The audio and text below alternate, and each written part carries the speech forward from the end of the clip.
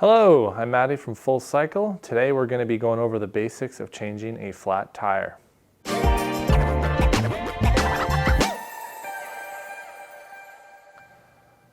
The tools required for this job are a pair of tire levers, a replacement tube,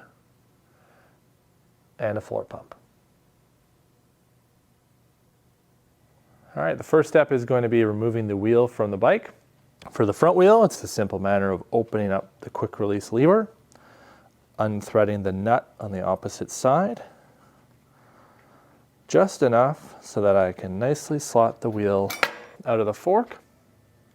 Now that we've got the wheel out of the fork, I can start by removing the valve cap. And then we're going to push the bead towards the center of the rim, all the way around the rim.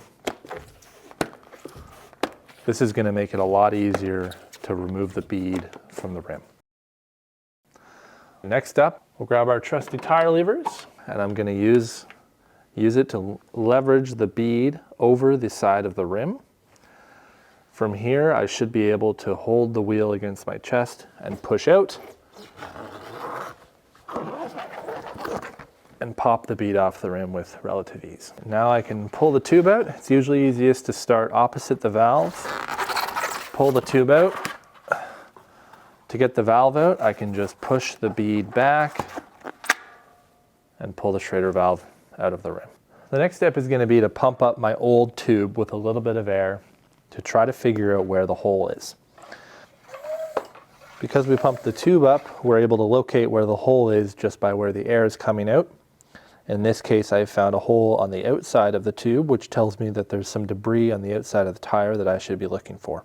All right, so with the hole I found in the outside of my tube, I can cross-reference using where the valve is located in the tire to locate my debris.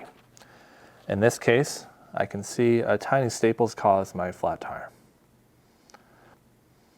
The other common cause of flat is going to be something called a pinch flat. So if I have two holes that occurred on opposite sides of the tube, that means I had some kind of impact event, which typically means there wasn't enough air pressure in the tire. So when I reinstall my new tube, I'm going to pump it up a little higher than I had before. Now that we've found what was causing our flat, we're ready to put a new tube back in. All right, we've got our new tube here. It's going to be a lot easier to install if I put just a little bit of air into the tube first and give it some shape.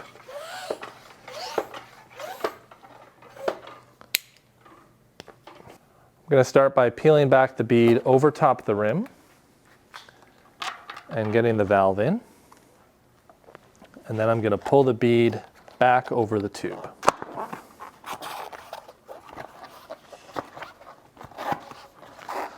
I'll push the tube into the inside of the tire all the way around. From here, I'm going to use the tire itself to actually push the tube over top of the rim. At this point, I've now got the tube nicely sitting on the rim with one bead of the tire exposed. We're now ready to pop the bead back onto the rim. It's important here not to use tire levers, just because I risk pinching the tube again if I use tire levers.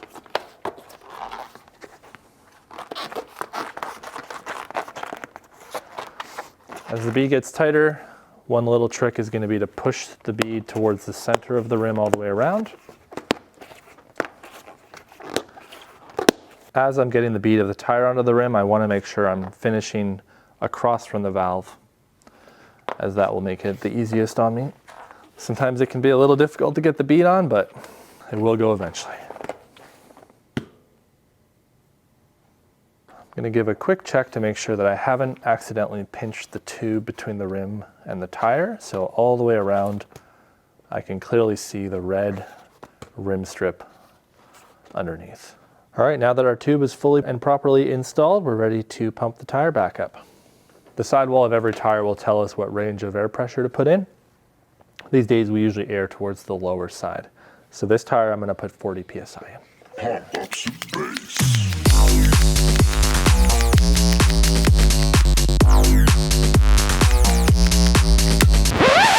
All right, we can disconnect the pump now, get the valve cap on, and we're ready to reinstall our wheel. To reinstall the wheel, I'm going to pop it into the dropouts, push it into the frame. It's important to make sure it's level in the frame, so I'm slightly holding up on the wheel as I do this. I'm going to tighten the nut opposite the lever until the lever has some force to it to tighten, but isn't too tight.